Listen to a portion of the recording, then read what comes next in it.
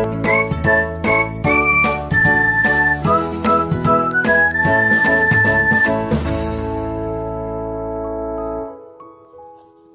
Class 7। आइए आज हम पढ़ते हैं आपके हिंदी विषय में पाठ 4 स्कूल मुझे अच्छा लगा। इस पाठ को लिखा है तित्सुको कुरो यानागी ने। तो इस पाठ में क्या बताया गया है? स्कूल मुझे अच्छा लगा। एक बच्चे को स्कूल कब अच्छा लगता है? वहां का वातावरण जब उस बच्चे के हिसाब से हो, बच्चे का मन वहां लगे, तो बच्चे को स्कूल अच्छा लगेगा। तो बच्चों ये जो पाठ है यह इसी विषय पर आधारित है कि बच्चों को स्कूल कब अच्छा लगता है। और यह आज की शिक्षा पद्धति पर यह पाठ बहुत ही बड़ा करारा व्यंग है। अर्थात बच्चों के ऊपर जो ज्यादा से ज्यादा पढ़ाई का दबाव होता है, उन सारी चीजों को यह पाठ अकेले इंगित करता है। तो इस पाठ को हम पढ़ते हैं, परंतु इस पाठ को पढ़ने से पहले इस पाठ में आए कुछ कठिन शब्दों के अर्थ को हम जान लेते हैं। ठीक है, सबसे पहले ठिठकी। ठिठकी मतलब होता है कुछ पल के लिए रुकना, ठहरना। ठीक। कायदा अर्थात ढंग। फुसफुसाना, धीमे स्वर में बोलना। गड्डमड अनाप शनाप मतलब कुछ भी। अमाबी एक छोटी चिड़िया जो खंडहर आदि में अपना घर बनाती है। करिश्मा यानी कोई चमत्कार। बेसब्री, बेसब्री यानी कि अधीरता। जब मनुष्य के अंदर धैर्य नहीं रहता है तो उस समय क्या होता है, वह अधीर हो जाता है, बेसब्र हो जाता है। तो आप सबको अपने अपने पाठ्य पुस्तिका में क्या करना है, अपनी अपनी कॉपी में लिखना है इसके शब्दार्थ को। ठीक, तो आइए सबसे पहले हम पढ़ते हैं, इस पाठ को पढ़ते और समझते चलते हैं।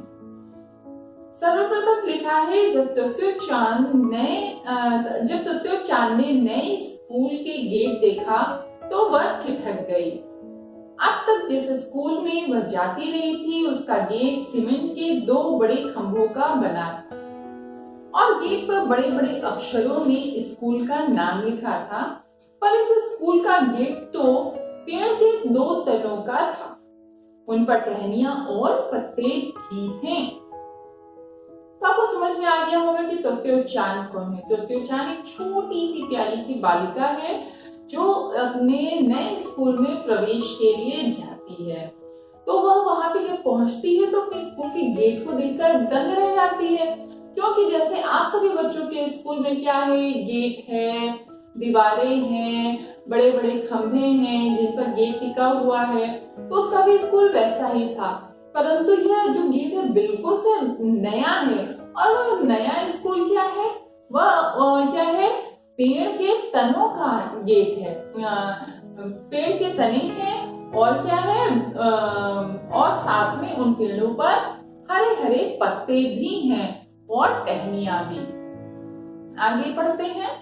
अरे यह गेट तो बढ़ रहा है, तो चांद ने कहा, यह बढ़ता जाएगा और एक दिन शायद टेलीफोन के खंभे से भी ऊंचा हो जाएगा। वो मन ही मन सोचती कि ये तो बढ़ रहा है पेड़, क्योंकि इसमें तो टहनियां और पत्ते भी हैं। तो क्या होगा, एक दिन यह बढ़ते बढ़ते इतना बढ़ जाएगा कि यह क्या हो जाएगा,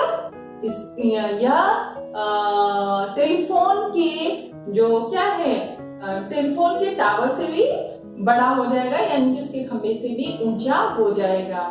फिर क्या सोचती है, गेट के ये 2 खंभे असल में पेड़ ही थे जिनकी जड़ें मौजूद थी, यानी कि वो हरा भरा सजीव पेड़ था। कुछ और पास पहुंचने पर तोक्यो चान ने अपनी गर्दन टेढ़ी कर स्कूल का नाम पढ़ना चाहा।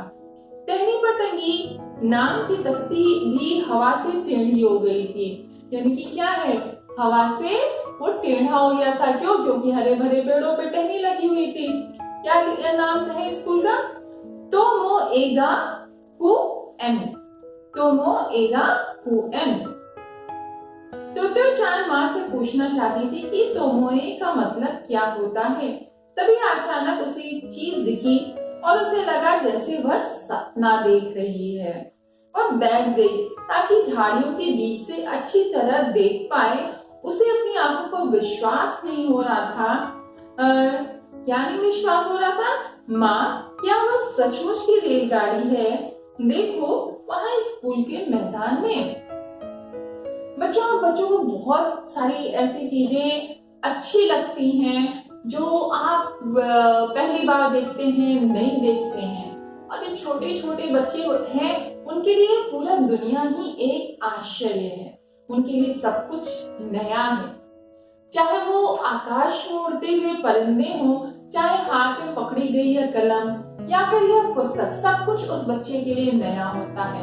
और ट्रेन कभी कभी देखते हैं तो तोत्यो-चान क्या है, जिस प्रकार से कोई भी बच्चा ट्रेन को देखकर मचल उठता है, उसी प्रकार से तोत्यो-चान भी अपने स्कूल के मैदान में ट्रेन को देखकर मचल जाती है। और वो चुपचाप से बैठकर वो देखने लगती है। अपनी माँ से पूछती है, माँ, क्या ये सचमुच में ट्रेन के डब्बे हैं जो स्कूल के मैदान में है? अपने स्कूल में मन की चीजें पा जाना, अपने सपनों का सा स्कूल होना, जहाँ क्या है, बच्चों के सपने क्या होते हैं कि चारों तरफ या तो आइसक्रीम हो, टॉफी हो, और क्या हो, पढ़ने में वो खेल कूद में पढ़े, कुल मिलाकर कहने का मतलब। और क्या है, ट्रेन हो, घोड़े हो, परियां हो। तो इस प्रकार से बच्चों के कुछ अलग तरह के सपने हैं। तो उस स्कूल को बनाया भी कुछ उसी तरह से गया है, बच्चों की कल्पनाओं, बच्चों के सपनों के हिसाब से।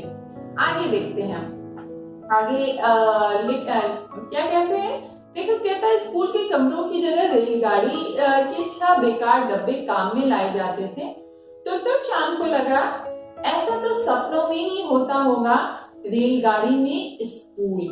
अब यहाँ पे वो क्या कहती है कि ऐसा सपने में ही होता है कि रेलगाड़ी में क्या हो, स्कूल चले। और स्कूल वालों ने क्या किया था, पुराने रेल के डब्बों को स्कूल के छोटे बच्चों के स्कूल के रूप में इस्तेमाल कर रहे थे। डिब्बों की खिड़कियां सूरज की प्रातःकालीन धूप से चमक रही थी, लेकिन झाड़ियों के बीच से झांकती गुलाबी गालों वाली एक नन्ही लड़की की आंखें और भी अधिक चमक रही थी।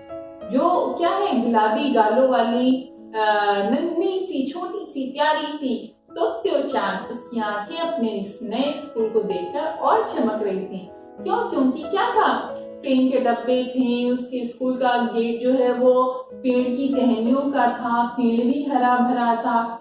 जैसे वो किसी अंदर कैद होने नहीं जा रही है स्कूल में, वो कहाँ जा रही है, जैसे किसी गार्डन में जा रही है जहाँ रेल के डब्बे चल रहे हैं, चारों तरफ हरा भरा सा वातावरण है। फिर आगे, क्षण बाद ही तोत्यो-चान खुशी से चिल्लाई और रेलगाड़ी के डब्बों की ओर भागी। भागते भागते मुड़कर ही माँ से कहा, आओ जल्दी करो, बिना हिले डुले खड़ी इस गाड़ी में हम झट से चढ़ जाते हैं। कहती, माँ जल्दी से आ जाओ, झट से गाड़ी में चढ़ जाते हैं। क्यों वो ऐसा कहती है? क्योंकि हो सकता है उसको मन में डर हो कि ट्रेन निकल जाएगी और हम इस ट्रेन में बैठ नहीं पाएंगे। फिर आगे बढ़ते हैं। तुम अभी अंदर नहीं जा सकती, माँ ने उसे रोकते हुए कहा, ये कक्षाएं हैं और तुम तो अभी स्कूल में दाखिल तक नहीं हुई हो। वो उसकी माँ समझाती है कि ये साधारण रेल के डब्बे नहीं है, ये सब जो है, जो रेल के डब्बे दिख रहे हैं, ये बच्चों की क्लासेस हैं जो चल रही हैं। और कहती है कि तुम्हारा तो अभी इस स्कूल में एडमिशन भी नहीं हुआ है, तो तुम अभी इन रेलगाड़ी के डब्बों में नहीं जा सकती।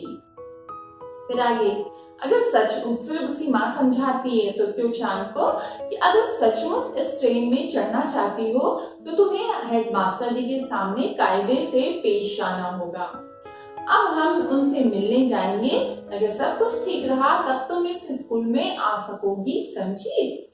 तो फिर वो उसकी माँ समझाती है कि तुमको अपने जो प्रिंसिपल हैं तुमको उनसे अच्छे से बातचीत करनी होगी। अगर तुम कायदे से नहीं पेश आओगी, कुछ उनके साथ बुरा बर्ताव करोगी, तो हो सकता है तुम्हारे जो प्रिंसिपल है वो तुमको तुम्हारे स्कूल में एडमिशन, इस स्कूल में, इस मनचाहे स्कूल में, सपनों के से स्कूल में एडमिशन ना दे। तो वो तोत्यो-चान को समझाती है कि अब हम हेडमास्टर से मिलने चलते हैं। फिर आगे तोत्यो-चान को तुरंत ट्रेन में न चढ़ पाने का दुख तो हुआ। तोत्यो-चान थोड़ी उदास हो जाती है, उसको थोड़ा सा दुख होता है, पर उसे लगा कि जैसा माँ कहती है वैसा करना ही शायद अच्छा हो। उसको लगता है कि माँ जैसा कह रही है वैसा करेंगे तो मेरा एडमिशन हो जाएगा, तो मैं ट्रेन के डब्बों में ही रहूंगी, तो वैसा ही करना उचित है। फिर आगे ठीक है उसने कहा, साथ ही जोड़ा ये स्कूल मुझे बहुत अच्छा लगा है या नहीं, बल्कि यह है कि हेडमास्टर जी को तुम अच्छी लगती हो या नहीं। पर उसने कुछ कहा नहीं। माँ ने उसका हाथ थाम लिया और वे हेडमास्टर जी के दफ्तर की ओर बढ़ने लगी। क्या होता है, उसके मन में प्रश्न उठता है, क्या ये स्कूल मुझे बहुत अच्छा लगा, वो माँ से कहना चाहती है, या यह कि अब यह वहां पर ये देखना है कि हेडमास्टर को वो अच्छी लगती है या नहीं। परंतु कुछ कहती नहीं है और चुपचाप से अपने प्रिंसिपल से मिलने चल देती है अपनी माँ के साथ। फिर आगे हेडमास्टर का दफ्तर रेलगाड़ी के डब्बे में नहीं था, वह दाहिने हाथ की ओर एक मंजिले भवन में था। पहुंचने के लिए 7 अर्ध गोलाकार पत्थरों की सीढ़ियां चढ़नी होती थी। तोत्यो-चान माँ से अपना हाथ छुड़ाकर सीढ़ियां चढ़ने लगी। अचानक वह रुकी और मुड़ी। क्या हुआ, माँ ने पूछा। मन में भय था कि कहीं तोत्यो-चान ने स्कूल के बारे में अपना विचार न बदल लिया हो। जो उसकी माँ थी वो डर गई थी कि कहीं ऐसा तो नहीं है कि सीढ़ियों पर चढ़ते चढ़ते अचानक से रुक गई, पलटने लगी, कहीं ऐसा ना हो कि यह जो है स्कूल में पढ़ना ही न चाहती हो, इस स्कूल में इसका एडमिशन लेने का विचार बदल गया हो। परंतु होता क्या है, सबसे ऊपरी सीढ़ी पर खड़ी तोत्यो-चान गंभीरता से फुसफुसाई, जिनसे हम मिलने जा रहे हैं वे जरूर स्टेशन मास्टर होंगे। अब देखो बच्चों, कितनी मजेदार बात है। छोटे से बच्चे के मन में अगर क्यूरियोसिटी हो कि कुछ जानने की इच्छा हो, उस जगह के हिसाब से अंदाजा लगाए तो कितनी बड़ी बात होगी।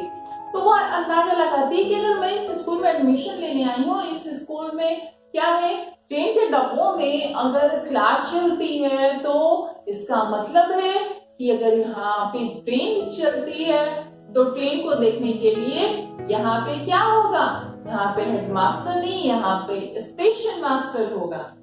तो वह धीमे से बोलती है। फिर आगे तोत्यो-चान ने धीरे से कहा, तुमने कहा था कि वे हेडमास्टर हैं, पर अगर वे इन सारे रेलगाड़ी के डब्बों के मालिक हैं तो वे स्टेशन मास्टर हुए ना। वो अपने मन की जो क्या है, अपने मन की जो जागरूकता है, उसके मन की जो जागरूकता है और वो जो उसकी इच्छा है, जो भी चीजें हैं वो अपनी माँ से बताती है कि वो तो फिर हेडमास्टर नहीं हुए, वो तो स्टेशन मास्टर हुए। फिर माँ को मानना पड़ रहा था कि रेलगाड़ी के डब्बों में स्कूल चलाना कुछ अनूठी बात थी, पर फिलहाल समझाने का समय नहीं था। और बच्चे को, अपनी बिटिया को समझाना तो चाहती थी, पर अभी यह समय नहीं था क्योंकि वो प्रिंसिपल से मिलने जा रही थी। माँ ने सिर्फ इतना ही कहा, तुम उनसे ही क्यों नहीं पूछ लेती, पर तुम अपने डैडी के बारे में क्या सोचती हो? वे वायलिन बजाते हैं और उनके पास ढेरों वायलिन हैं, पर इससे अपना घर वायलिन की दुकान तो नहीं बन जाता ना? नहीं। अब माँ क्या समझाती है, इतनी देर में माँ तो क्या होती है, माँ तो हमारे जीवन की प्रथम गुरु होती है ना। माँ सारी हमारी जिज्ञासाओं को शांत करती है। उसी प्रकार से जैसे तोत्यो-चान के मन में जिज्ञासा उत्पन्न हुई, तो उसकी जिज्ञासा को जो तोत्यो-चान की माँ है वो कैसे शांत करती है, उसको समझाती है कि तुम्हारे पापा को वायलिन का बहुत ज्यादा शौक है और हमारे घर पे वायलिन भी बहुत ज्यादा है, परंतु इससे क्या हो गया, हमारे घर में बहुत ज्यादा वायलिन है तो इसका मतलब ये नहीं हुआ कि हमारा घर जो है वो वायलिन की दुकान हो गया। वह क्या है, हमारा और तुम्हारा, तुम्हारे पापा का घर ही है।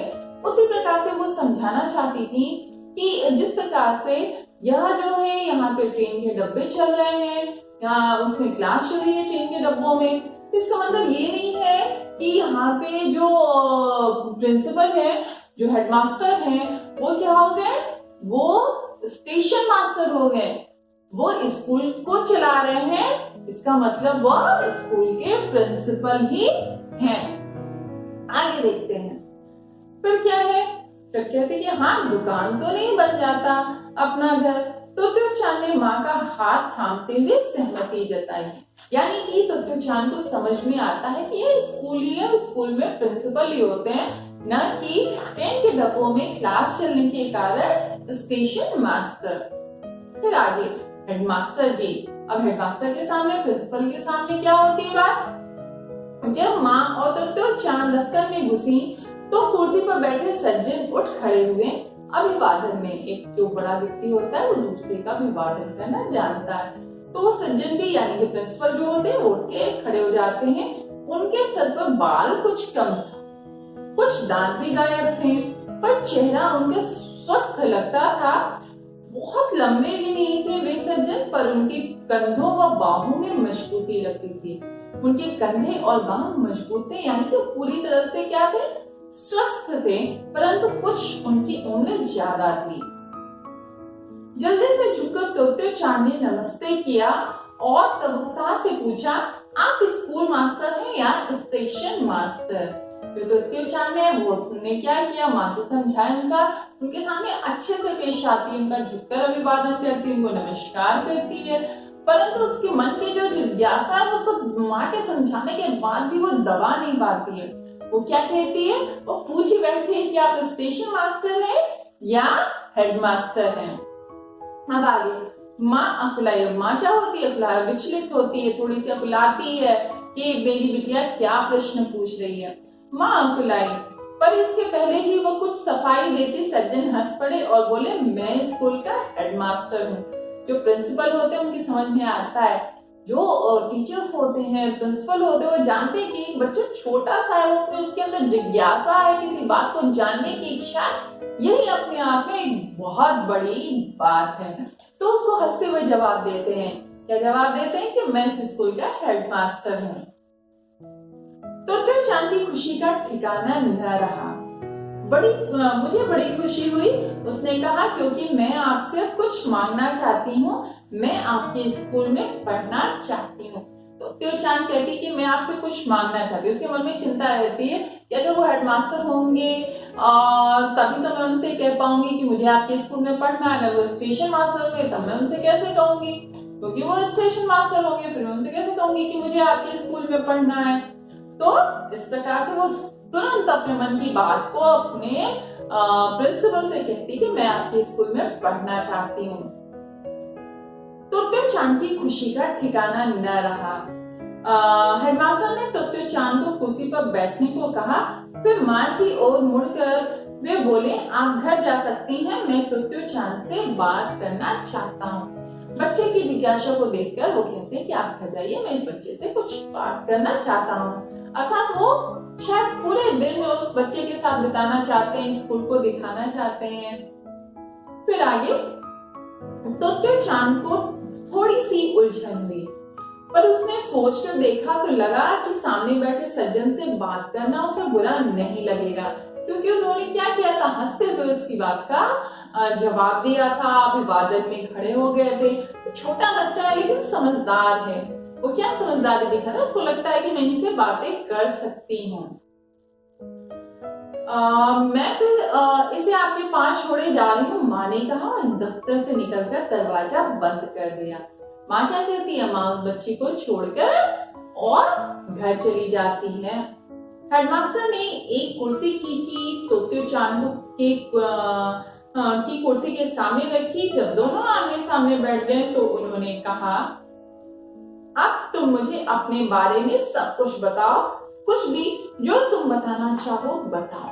अब हेडमास्टर जो रहते हैं उस बच्ची की जिज्ञासा को देखते हुए उससे कहते हैं, अब तुम मुझे जो जो बातें बताना चाहती हो वो सब कुछ बताओ, कुछ भी मत छुपाओ। तो आप समझते ही हैं बच्चे से बात करने के बाद क्या होता है? बच्चों से बात करने के बाद उनकी राजा रानी के किस्से, परियों की कहानियां, टॉफी, चॉकलेट, चिड़िया, बंदर, तोता, बिल्ली, इसके अलावा बच्चे और क्या बात कर सकते हैं? किसी की बुराई कर सकते हैं, अपने घर के भेद खोल सकते हैं।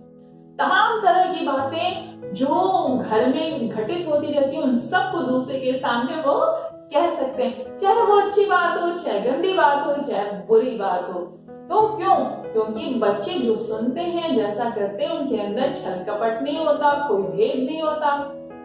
तो इस प्रकार से जो बच्चे हैं वो मन के सच्चे होते, सब कुछ जैसा का तैसा सामने रख देते हैं।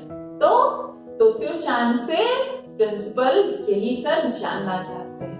वो क्या जानते हैं, तोत्यो-चान क्या बताती है, इसको हम पढ़ेंगे आपके आगे के अध्याय में, यानी कि दूसरे दिन हम पढ़ेंगे। ठीक, तो इसी के साथ आज आप अपनी मिस को दीजिए इजाजत। Bye bye.